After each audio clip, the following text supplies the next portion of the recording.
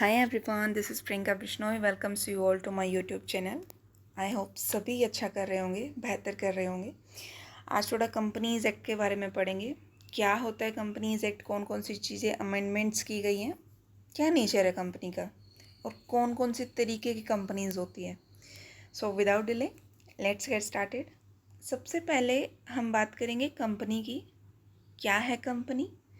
Company अगर देखा जाए तो एक आर्टिफिशियल पर्सन है, मतलब कि जो इनविजिबल है, इनटेंजिबल है। कंपनी को थोड़ी ना हम कोई टच कर सकते हैं, वो तो बिल्डिंग है, वो अलग चीज़ होगी। लेकिन अगर सीधा हम जैसे जानते हैं कोई भी कंपनी है तो वो एक आर्टिफिशियल पर्सन है, created under law.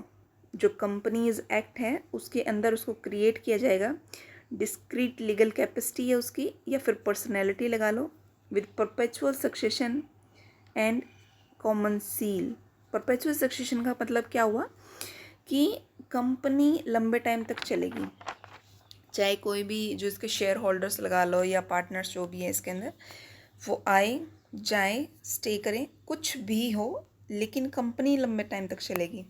Common seal की अगर हम बात करें तो कॉमन सील क्या होगा कि डॉक्यूमेंट्स जो भी है ना वो ऑथराइज्ड है प्रॉपरली, ये होती है कॉमन सील। कुछ फीचर्स हैं जो शॉर्ट फॉर्म में देखने की कोशिश करेंगे। सबसे पहला कि वेट अ मिनट,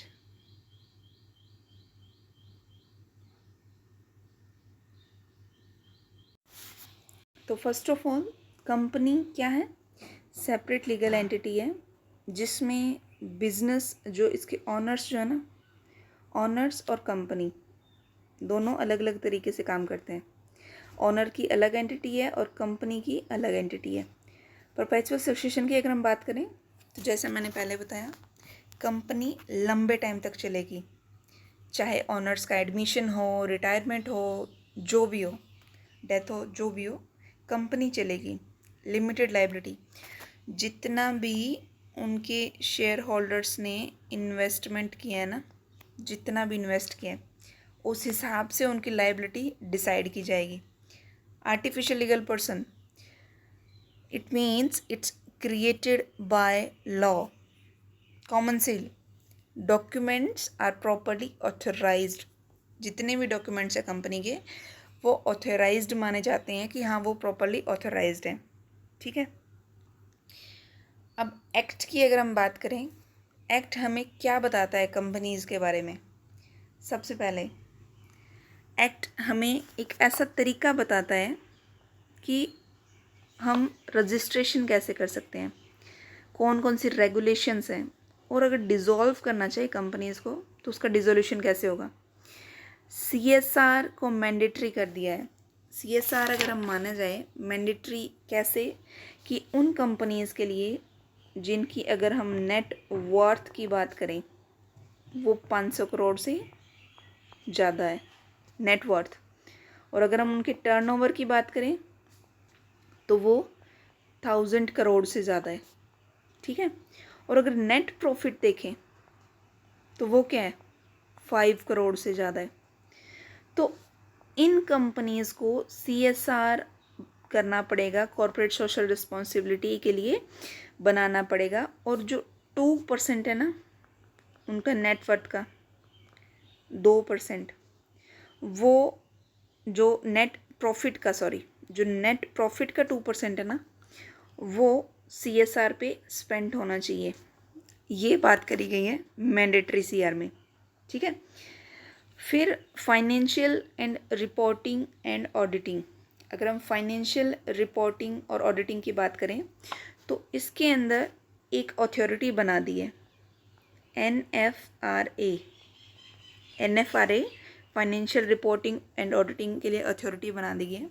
इसका मतलब क्या है, नेशनल फाइनेंशियल रिपोर्टिंग अथॉरिटी। फिर हम बात करते हैं formation of NCLT and NCLAT। ये क्या है? ये ट्रिब्यूनल बॉडीज़ लगा लो या फिर एपेलेंट बॉडीज़ लगा लो। ठीक है। NCLT means national company law tribunal and NCLAT means national company law appellate tribunal. तो ये दो बना दी गई है, ट्रिब्यूनल्स लगा लो आप, मतलब कि कुछ भी डिस्प्यूट होंगे या कुछ भी चीज़ें जो रेगुलेशंस वाली है तो वो ये देखेंगी। उसके बाद जो रेगुलेटरी स्ट्रक्चर है उसको थोड़ा और सिंप्लीफाई कर दिया है पहले की बजाय, जैसा पहले था उसकी बजाय थोड़ा और सिंप्लीफाई कर दिया है। और अगर हम देखें कि कॉरपोरेट गवर्नेंस है ना उसको इम्प्रूव कर दिया है। कॉरपोरेट गवर्नेंस को क्या क्या होता है कॉरपोरेट गवर्नेंस में, जैसे बोर्ड ऑफ डायरेक्टर्स हो गए, ठीक है, शेयर होल्डर्स हो गए, की पर्सनल्स हो गए, तो इनको थोड़ा और अच्छे तरीके से डाइवर्सिफाई कर दिया है। और इन्वेस्टर्स की प्रोटेक्शन अकाउंटेबिलिटी के लिए काम करता है कि इन्वेस्टर्स को टेंशन नहीं है, आराम से उनका क्या होगा, अच्छे तरीके से उनके लिए भी प्रोटेक्शन के बारे में बात की गई है इस लॉ के अंदर। अगर हम देखें कि रजिस्ट्रेशन के अंदर अगर हम देखें तो कुछ एक सिंप्लीफाई प्रोसेस सा बना दिया उन्होंने रजिस्ट्रेशन के लिए। क्या कर दिया है कि रजिस्ट्रेशन जब भी आप करोगे ना तो ROC रजिस्ट्रार ऑफ कंपनीज से आपको मैंडेटरी रजिस्ट्रेशन कराना पड़ेगा, जिसके लिए 2 टाइप्स ऑफ नंबर की रिक्वायरमेंट होती है, DSC and D number. DSC number कौन सा होता है, digital signature certificate, and D number कौन सा होता है, डायरेक्टर आइडेंटिफिकेशन नंबर। तो रजिस्ट्रेशन करवाने के लिए आपके पास ये दोनों नंबर होने चाहिए। सिग्नेचर सर्टिफिकेट क्या बताता है कि डिजिटली जो जितने भी शेयर होल्डर्स हैं उनके सिग्नेचर होंगे, सेव किए जाएंगे। और D नंबर क्या बताता है कि हर एक डायरेक्टर की आइडेंटिफिकेशन के बारे में बताता है। कुछ अमेंडमेंट्स की गई है बाद में, जैसे कि मैंने अभी ऊपर बताया भी आपको कि एक जो अथॉरिटी बनाई गई है रिपोर्टिंग ऑडिटिंग अथॉरिटी, ये अमेंडमेंट करके ही बनाई गई है। और अगर CSR की कंप्लायंस नहीं होगी तो उसके लिए पेनल्टीज़ भी दी जाएंगी। ये है कंपनी लॉ 2019 में बताया गया। कुछ टाइप्स है कंपनीज़ के, कौन कौन से टाइप्स हैं। सबसे पहले अगर हम टाइप्स की बात करें तो कॉरपोरेशन की बेसिस पे है।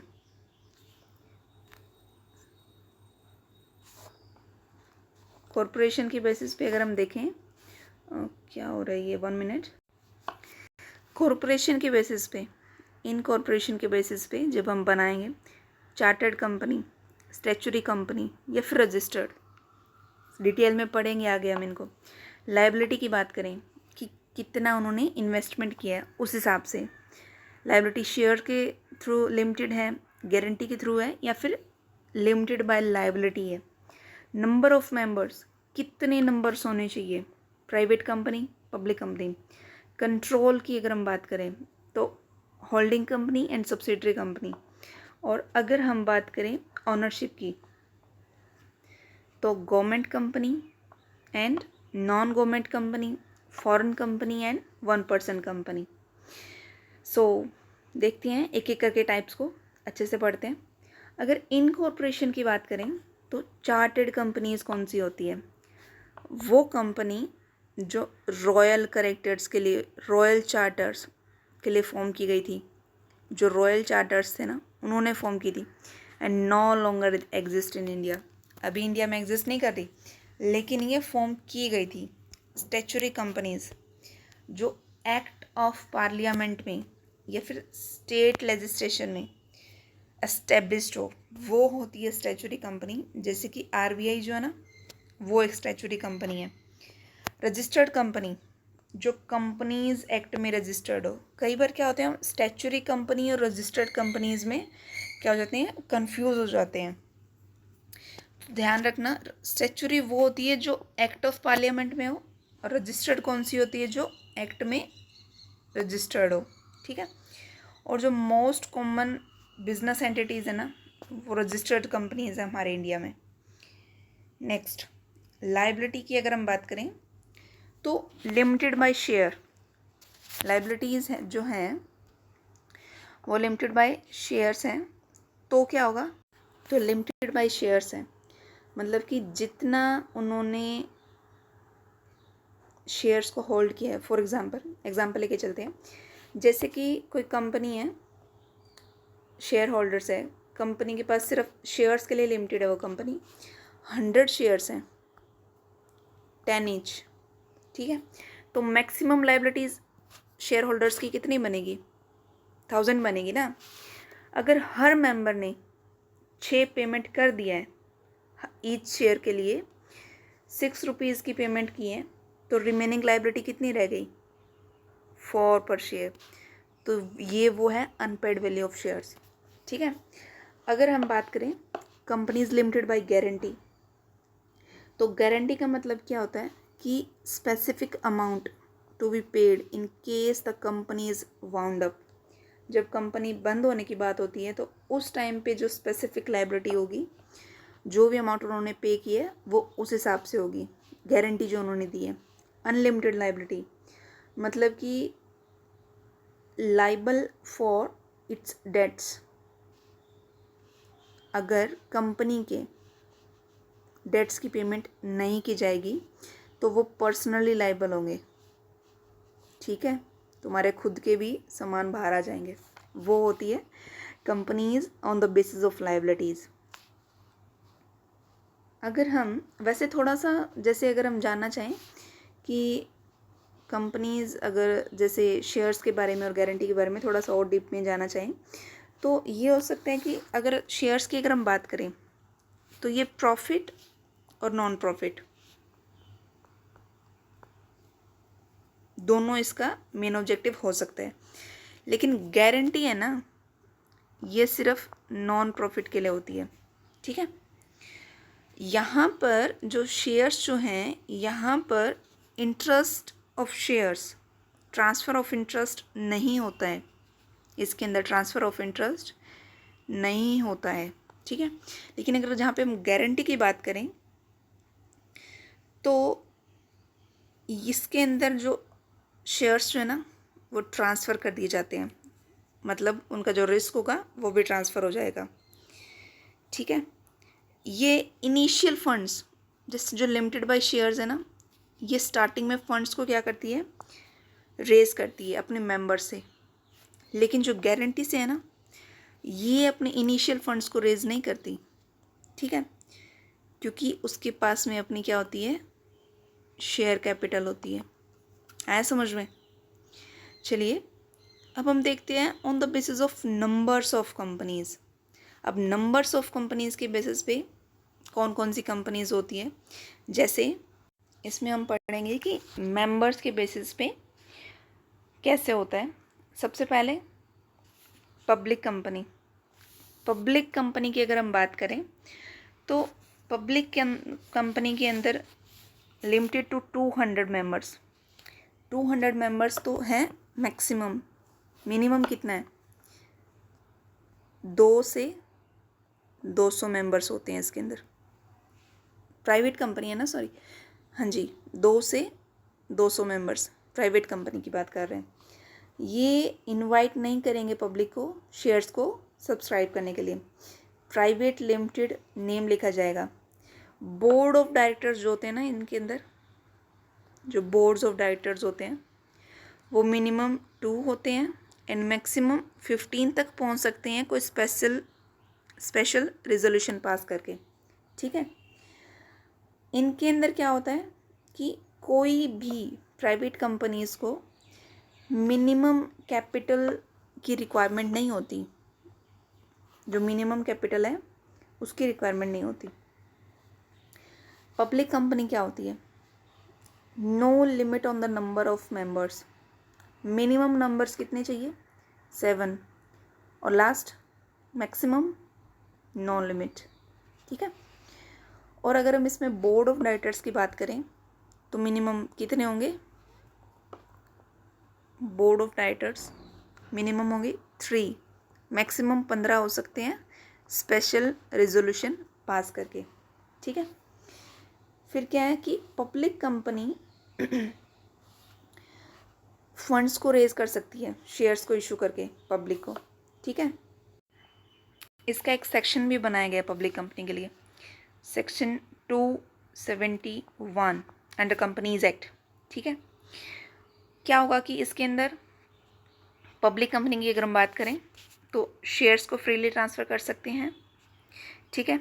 सब्सिडरी जो होती है ना, वो deemed to be public company बोला जाता है। जो भी सब्सिडरी होगी ना, उसको deemed to be public company हम बोलेंगे, ठीक है।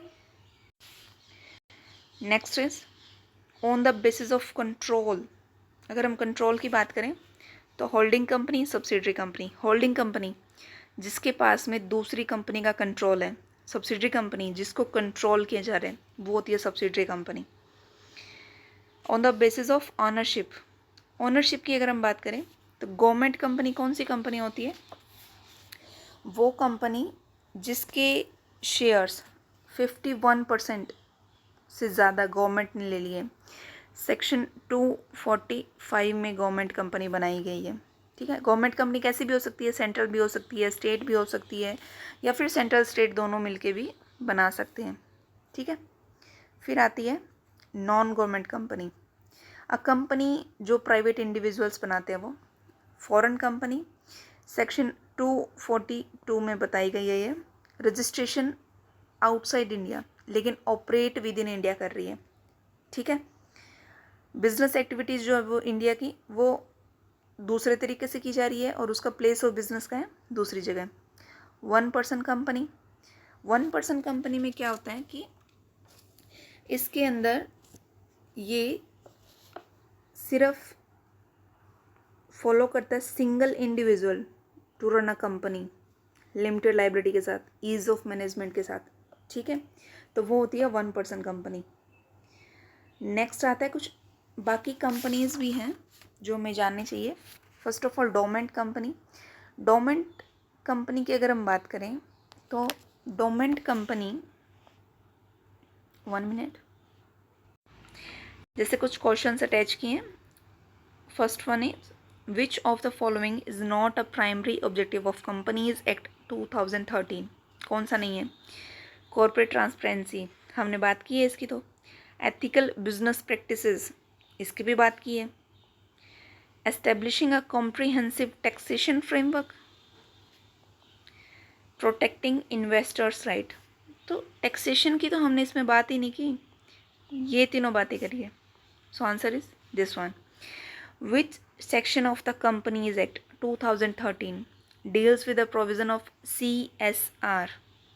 मैंने बताया था पीछे, CSR सेक्शन 35 से 135 से डील करता है।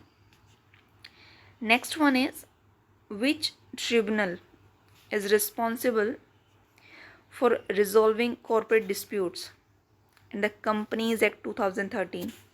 अभी जस्ट 2 मिनट्स पहले हमने पढ़ा था, जो नेशनल कंपनी लॉ ट्रिब्यूनल बनाया गया है। एक और इसके साथ में कौन सी बॉडी बनाई गई थी? National company law appellate tribunal. ये जो है ना, ये डिस्प्यूट सॉल्यूशन का काम करता है। एक और क्वेश्चन है लास्ट में कि ऐसी कौन सी कंपनीज हैं can issue prospectus to invite the public. Public को कौन इनवाइट कर सकती है? सिर्फ पब्लिक कंपनी इनवाइट कर सकती है। आई होप आपको ये लेक्चर समझ आएगा, पसंद आएगा। इससे रिलेटेड नेक्स्ट वीडियो में हम पढ़ेंगे कि फॉर्मेशन क्या होती है, मीटिंग्स कैसे होती है, MOA, AOA, सभी चीज़ों के बारे में पढ़ेंगे धीरे धीरे। In short, I hope you like it. Thank you. और अगर आपको पसंद आया तो लाइक, शेयर एंड सब्सक्राइब ज़रूर करें। Thank you.